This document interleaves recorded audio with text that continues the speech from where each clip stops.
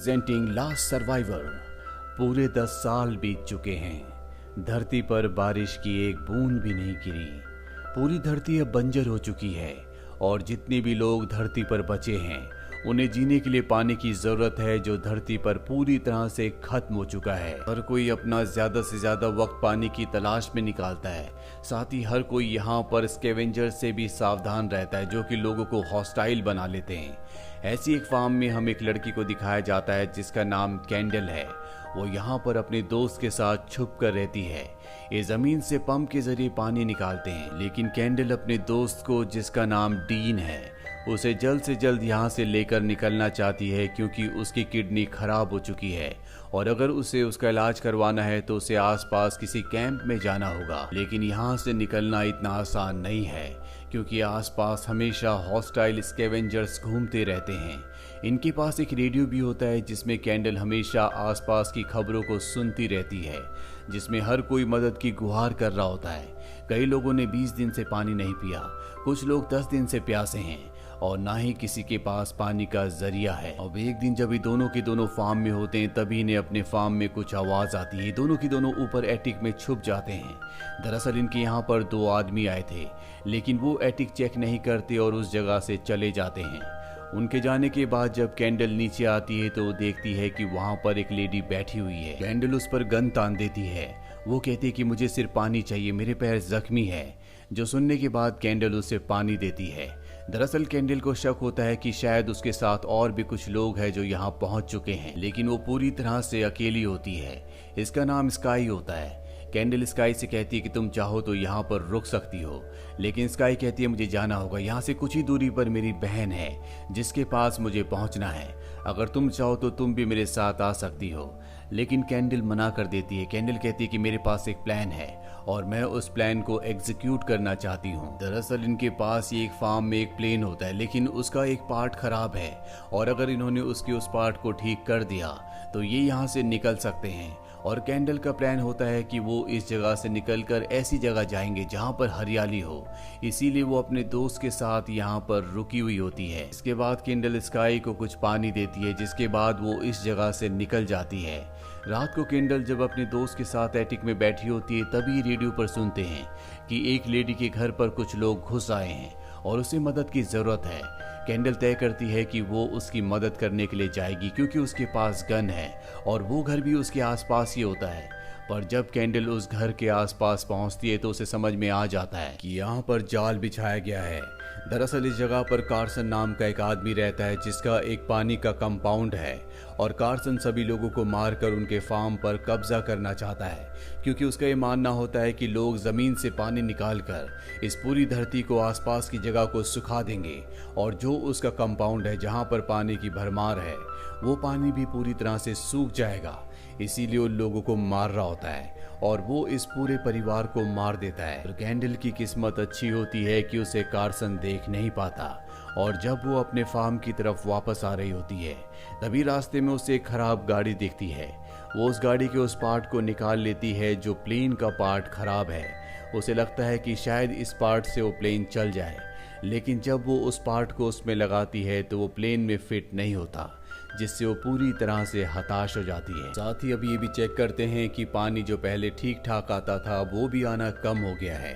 रात को उसका दोस्त उसे कहता है कि मुझे लगता है कि कार्सन उस मिट्टी को जिसमें पानी रुका हुआ होता उसे ड्रिल कर कर अपनी तरफ खींच रहा है, जिस वजह से पानी पूरी तरह से सूखता जा रहा है और मुझे नहीं लगता कि मैं पानी के बगैर बच पाऊंगा। मेरी किडनियां खराब हो चुकी हैं, इसीलिए तुम्हें प्लेन ठीक करने की कोई भी जरूरत नहीं है। तुम यहाँ से निकल जाओ। यहाँ से काफी दूर मेरे अंकल का फार्म है, तुम्हें 3-4 हफ्ते लगेंगे वहाँ पहुँचने में। वहाँ पहुँचकर तुम पूरी तरह से सुरक्षित रह सकती हो। लेकिन कैंडल अपने दोस्त डीन से कहती है कि मैं तुम्हें यहाँ पर छोड़कर नहीं जाऊंगी। दरअसल ये दोनों के दोनों अनाथ होते हैं। साथ ही डीन ने यहाँ इसी घर में अपनी बड़ी बहन को भी खो दिया था, जिसकी बॉडी को उसने इसी फार्म के बाहर दफना दिया है। अगली सुबह पास ही में रहने वाले एक लड़के, जिसका नाम गैब्रियल है, जो कैंडल को पसंद करता है, उससे मदद मांगने के लिए जाती है और तभी रास्ते में उसे स्काई की डेड बॉडी दिखती है जो अपनी बहन के घर जाना चाहती थी। दरअसल अब उसकी मृत्यु हो चुकी है। और तभी यहाँ पर ग्रेस नाम की एक लेडी आती है जो इन्हीं के आसपास रहती है। वो कहती है कि सबके कुएं सूख चुके हैं और अब हमारे पास एक ही रास्ता है कि हम कार्सन को ज्वाइन कर ले जैसा कि वो चाहता है, उसके लिए काम करें। ये कैंडल को बताते हैं कि उसके पास ऐसी दवाइयां भी है जिससे तुम्हारा दोस्त डीन पूरी तरह से ठीक हो सकता है, लेकिन वो नहीं चाहती कि वो कार्सन को ज्वाइन करे। और तभी कार्सन यहाँ पर आने लगता है, लेकिन इससे पहले कि वो इस जगह पहुंचता कैंडल छुप जाती है। कार्सन इस जगह पर आकर गैब्रियल के पूरे परिवार को मार देता है। वो कहता है कि सब के सब बहुत बूढ़े हो चुके हैं और मेरे पास इतना पानी नहीं है कि मैं बूढ़े लोगों को पानी दे सकूं, मेरे पास लिमिटेड पानी है। गैब्रियल अपने परिवार की मौत से पूरी तरह से टूट जाता है। वो गैब्रियल से पूछता है यहाँ आसपास कोई और भी छुपा हुआ है, लेकिन गैब्रियल साफ साफ मना कर देता है। जिसके बाद कैंडल पीछे के रास्ते से भाग जाती है और तभी उसके सामने एक आदमी आ जाता है, लेकिन वो उसे अपनी गन से मारकर उस फार्म में चली जाती है जहां पर प्लेन है। दरअसल इस जगह पर एक बच्चा रहता है जो अकेला है और कैंडल ने इस बच्चे से वादा किया होता है कि जब भी ये प्लेन से इस जगह से निकलेंगे तो वो इस बच्चे को भी अपने साथ ले चलेंगे। हालांकि उसने कई बार इस बच्चे को अपने साथ रहने के लिए कहा होता है, लेकिन ये यहाँ पर अकेला ही रहना चाहता है। अब जब कैंडल अपने फार्म में पहुंचती है तो वो अपने दोस्त डीन को बताती है कि कार्सन सभी लोगों को धीरे धीरे मार रहा है, वो किसी को भी अपनी जगह पर नहीं ले जा रहा। दरअसल वो चाहता है कि यहाँ पर कम से कम लोग बचे ताकि कम से कम पानी इस्तेमाल हो सके। इसके बाद दिखाया जाता है कि डीन बाहर जाता है जहाँ पर उसने अपनी बहन को दफनाया था। वो उसे आज बहुत याद कर रहा होता है और वो अपनी दोस्त कैंडल से कहता है कि जब भी मेरी मौत हो तो मुझे दफनाना मत, मुझे जला देना, क्योंकि वो जानता है कि अगर उसे दफना दिया गया तो कैंडल हो सकता है कि शायद हमेशा उसी की याद में इसी जगह पर रुक जाए। ये सारी बातें सुनकर कैंडल बहुत इमोशनल हो जाती है और वो अपने दोस्त डीन से कहती है कि हम इससे पहले यहाँ से निकल जाएंगे। अभी दोनों रात को एटिक में सो जाते हैं और अगली सुबह जब वो नीचे आती है तो देखती है कि बाहर कार्सन का आदमी खड़ा है। वो वहीं घर के अंदर छुप जाती है। दरअसल इनके घर के बाहर पंप है, इसीलिए हमेशा कार्सन को शक होता है कि इस जगह कोई ना कोई रहता है। वो कहता है कि जो भी अंदर है जल्द से जल्द बाहर आ जाए, लेकिन उसे पता है कि अगर वो बाहर चली गई तो कार्सन उसे मार देगा। इसीलिए वो वापस एटिक में चली जाती है जहां पर डीन पहले से है। और अब कार्सन के आदमी अंदर आते हैं। कार्सन के पास एक ऐसा डिवाइस होता है जिससे वो ह्यूमंस को ट्रेस कर लेता है, लेकिन वो इन्हें ट्रेस नहीं कर पाता क्योंकि ये दोनों के दोनों अपने आप को फॉइल पेपर से पूरी तरह से कवर कर लेते हैं जो इंसानों की हीट को बाहर नहीं आने देता। इसीलिए कार्सन अपने डिवाइस से इन दोनों को ट्रैक नहीं कर पाता, लेकिन वो अंदर जहरीली गैस छोड़ देता है ताकि अगर अंदर कोई भी हो तो वो अपने आप ही बाहर आ जाए। लेकिन ये दोनों के दोनों मास्क पहन लेते हैं जिससे जहरीली गैस का इन पर कोई भी असर नहीं होता। कार्सन और उसके आदमियों को यकीन हो जाता है कि यहाँ पर कोई भी नहीं है, इसीलिए इस जगह पर वो अपना मार्क लगाकर निकल जाता है, यानी कि अब ये जगह कार्सन की है। लेकिन जब कार्सन की बेटी जा रही होती है तभी वो खिड़की पर एक सिल्वर पेपर देखती है जिसे देखकर उसे शक हो जाता है, लेकिन फिलहाल ये सब के सब यहाँ से निकल जाते हैं। वहीं कैंडल की परेशानी अब बहुत ज्यादा बढ़ चुकी है क्योंकि उसका कुआं, उसका पंप पूरी तरह से सूख चुका है। अब वो पानी नहीं निकाल सकती, लेकिन ये बात वो अपने दोस्त डीन को नहीं बताती और ये उस जगह जाती है जहां पर कार्सन रहता है, जहां पर बहुत ज्यादा निगरानी है। वहां पर एक गाड़ी भी होती है और इसे उम्मीद है कि इस गाड़ी के अंदर वो पार्ट मिल सकता है जिससे प्लेन चलाया जा सकता है, लेकिन चाहकर भी ये उस जगह नहीं जा सकती क्योंकि वहां पर हमेशा सिक्योरिटी रहती है। जब ये वापस जा रही होती है तभी एक आदमी से देख लेता है, लेकिन अपनी गन से ये उसे मारकर वहां से निकल जाती है। कैंडल बहुत ज्यादा परेशान है क्योंकि अब उसे कोई ना कोई रास्ता निकालना होगा और अगली सुबह वो देखती है कि इनके फार्म की तरफ 3 लोग आ रहे हैं। ये अपने दोस्त डीन को बताती है। वो कहती है कि 3 सर्वाइवर इस तरफ आ रहे हैं। डीन कहता है कि हमारे पास पानी है, हमें उनकी मदद करनी चाहिए। कैंडल बाहर जाती है और उन तीनों पर गन तान देती है। वो कहते हैं कि हम एक लंबा सफर तय करके आ रहे हैं, हमारे पास पानी नहीं है। कैंडल उन्हें पानी पीने के लिए देती है। वो कैंडल को ऑफर करते हैं कि तुम भी हमारे साथ चलो, लेकिन कैंडल साफ साफ मना कर देती है। और उसी रात को डीन को पता चल जाता है कि इनका पंप, इनका कुआं अब पूरी तरह से सूख चुका है, इनके पास पानी अब नहीं बचा।